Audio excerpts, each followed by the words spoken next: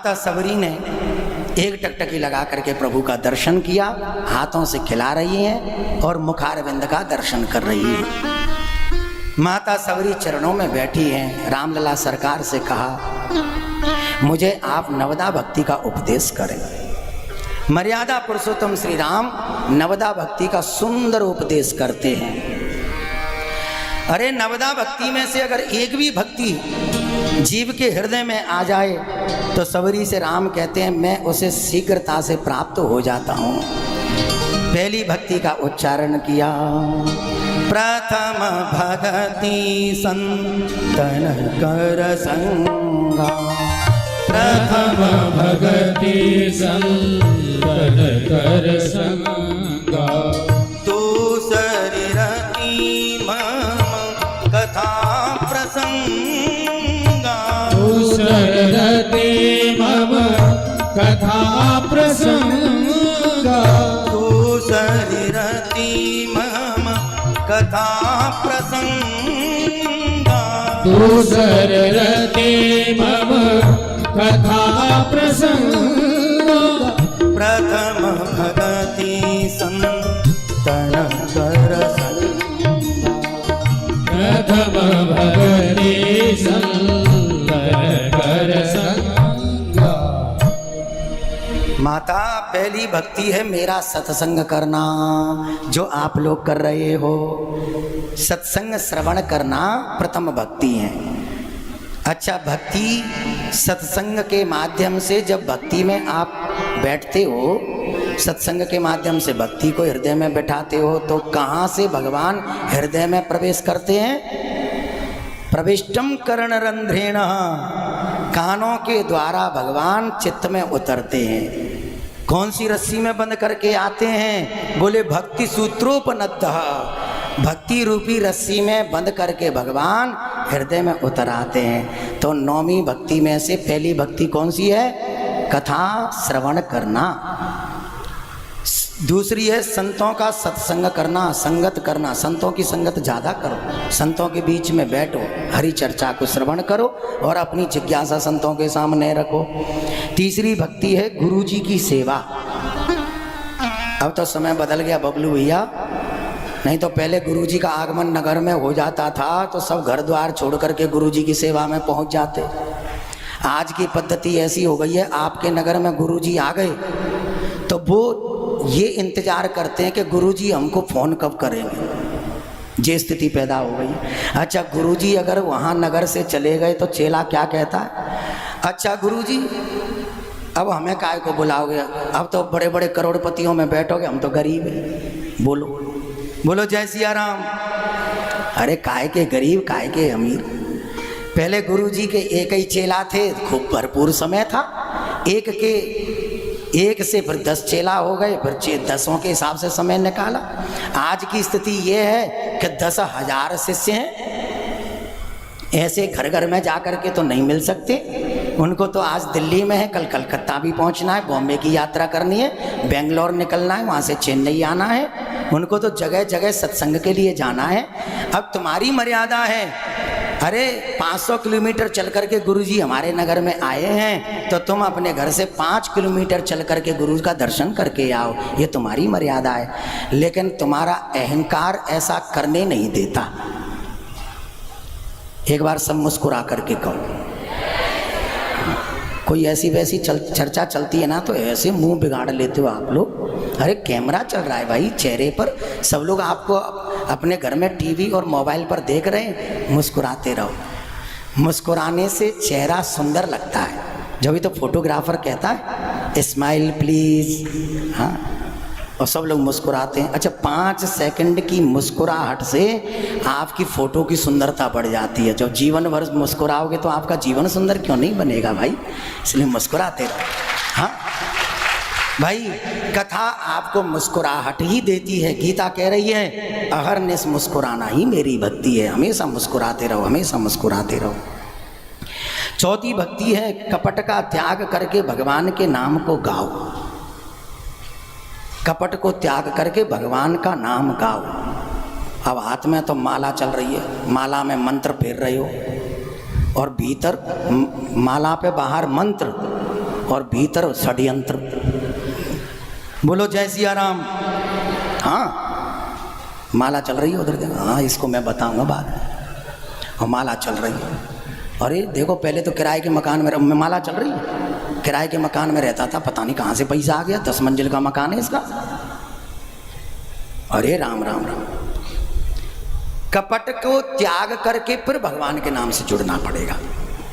यह है चौथी भक्ति। पांचवी भक्ति है मंत्र के प्रति विश्वास। विश्वास की चर्चा हमारे गुरुदेव विगत कई दिनों से प्रवचन में करते आ रहे हैं।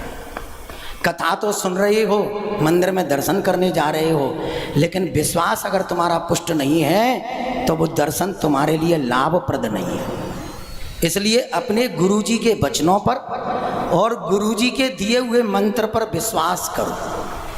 फिर देखिए, आप जगह जगह आप जो अपने संकटों के विषय में पूछते रहते हो, दुख के विषय में पूछ रहे हो, तुम्हें पूछने की दरकार ही नहीं पड़ेगी, क्योंकि अब तुम मंत्र से विश्वास युक्त जुड़ चुके हो। यही मंत्र तुम्हें मंजिल तक पहुंचाने का काम करेगा। हाँ, बोलो जय सिया राम। लेकिन विश्वास के साथ। छठवीं भक्ति है इंद्रिय निग्रह। समस्त इंद्रियों से भगवान की प्रार्थना करना, सवेरे जल्दी जागना, स्नान ध्यान करके मंदिर में जाना, पूजा अर्चना करना। आप कभी हमारे वहाँ कुटिया पे आओगे, अगर आप हमारी कुटिया पे 24 घंटे रहोगे, तो जब हम रहते हैं तो हम लोग भी पूजा कर लेते हैं, लेकिन कोई व्यस्तता रहती है तो हमारी पंडितानी वो सेवा करती है हमारे वहाँ मंदिर में। तो हमने कई वर्षों से उनका एक नियम देखा। वो क्या करती हैं, सबसे पहले उठ करके झाड़ू पोंछा करने के बाद में स्नान आदि से निवृत्त होकर के सबको चाय आय दे करके टिफिन बनाती हैं। किसके लिए? बच्चों के लिए। बच्चों को स्कूल भेजती हैं। बच्चों को स्कूल भेज भाज करके सभी के कार्य निवृत्त होकर के फिर सबसे पूछेंगी किसी को कुछ और तो नहीं चाहिए, तो सब कहते नहीं अब कुछ। तो फिर वो क्या करेंगी, भगवान के मंदिर में जाके फिर बर्तनों को लाएंगी, मांजेंगी, धोएंगी। और स्वतंत्रता से 1 घंटा 1.5 घंटा उनको लगता है, क्योंकि हमारे वहाँ 2.25 फुट की छवि है। सन 2016 में 10 फरवरी को 16 फरवरी को सन 2016 में 16 ही फरवरी को पूज्य गुरुदेव भगवान हरिद्वार से आए थे उस समय। तो हरिद्वार से आकर के गुरुजी के हाथों से ही उस मूर्ति की प्राण प्रतिष्ठा हुई सन 2016 में, राधा कृष्ण भगवान की छवि। तो उनकी छवि की पूजा तो हमने देखा। वो सवेरे जल्दी उठ करके मंदिर में नहीं जाते।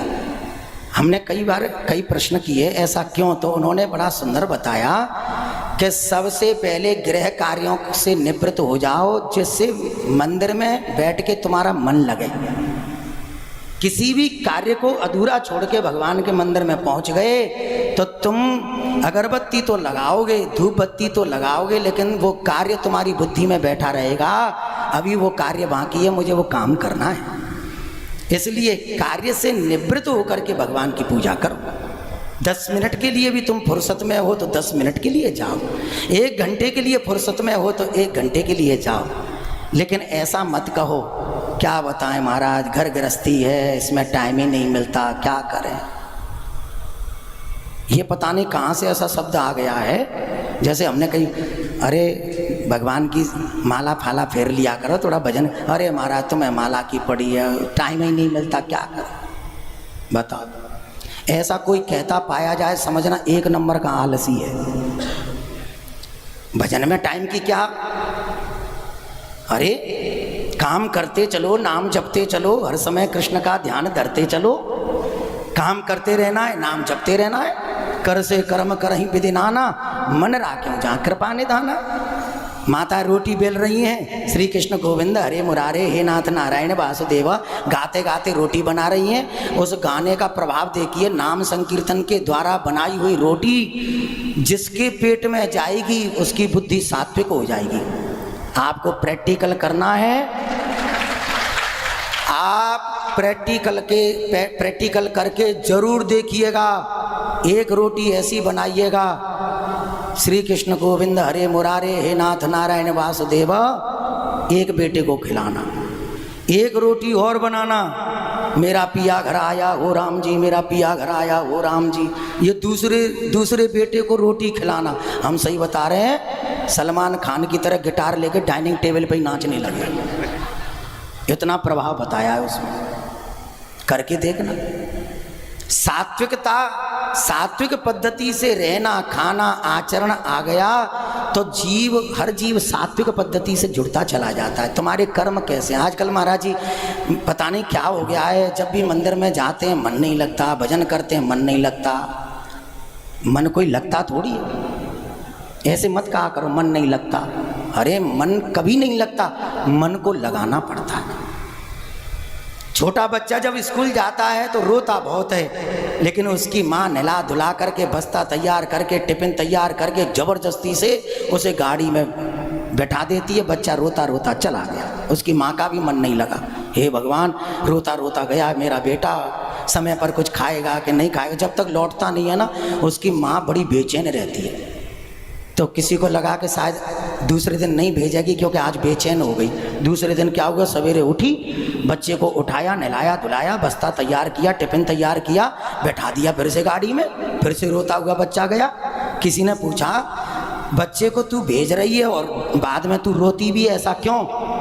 बोले, भेजती मैं इसलिए हूँ क्योंकि आज नहीं जाएगा, आज रोता है, कल नहीं जाएगा, जबरदस्ती से बैठाऊंगा, कल भी रोएगा, लेकिन एक ना एक दिन फिर ऐसा आएगा कि स्वयं को अभ्यास हो जाएगा और वो मुझसे कहने लगेगा, मम्मी मेरा बस्ता और टिफिन तैयार कर दो, स्कूल की वैन आने वाली है।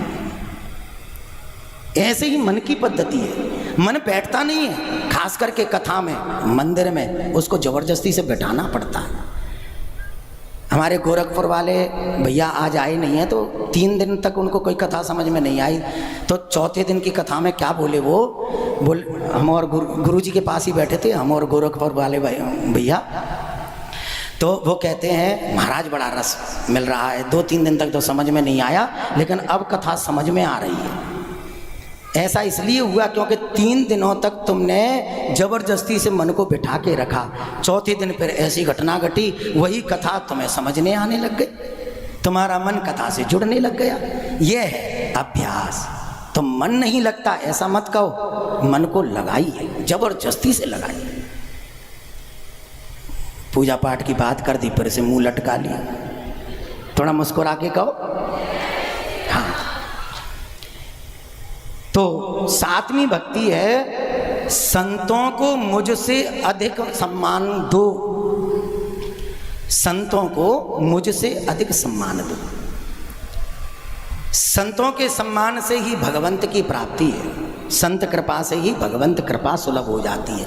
इसलिए संत का सम्मान करो। तुम्हारे पास में अगर कुछ देने लेने को नहीं है तो प्रेम से अगर जय श्री कृष्ण जय सिया राम भी बोल दिया ना, तो संत का सम्मान हो जाता है। संत सभा के मध्य आए, कुर्सी छोड़ करके नमस्कार करो। संत चले जाएं तो बैठ जाइए। माता पिता गुरु संत इनका हमेशा सम्मान करते रहो। 9वीं भक्ति बड़ी सुंदर भक्ति है। इस भक्ति का नाम है सरलता। चाहे कितने ही भैया अधिकारी बन जाना, चाहे कितने ही ज्ञानवान बन जाना, चाहे कितने ही प्रतिष्ठावान बन जाना, लेकिन अहंकार मत लाना। ये आकाश में उड़ने वाले पक्षियों ने आपको हमको सुंदर ज्ञान दिया है। उड़ते तो आकाश में है ये पक्षी, लेकिन हमेशा नज़र नीचे करके उड़ते हैं, नज़र नीचे रखते हैं। वो संसार से कहना चाहते हैं, जीवन में चाहे तुम कितनी ही ऊंची बुलंदियों को प्राप्त कर लेना, लेकिन हमेशा नज़र नीचे रखना, नम्रता का भाव मन में बिठा के रखना, और सिया राम में सब जग जानी, करहूँ प्रणाम जोर जुग पानी की भावना दिल में बिठा करके रखना। 9वीं भक्ति है सरलता। नवम सरल सब सन छलहीना और मम भरोस, मेरा भरोसा हमेशा करके रहना। ये 9वीं भक्ति बताई, और 9वीं भक्ति बता करके कहा, इन 9 भक्तियों में से सबरी मैया एक भक्ति भी अगर मन में बैठ गई तो जीव का कल्याण हो जाता है।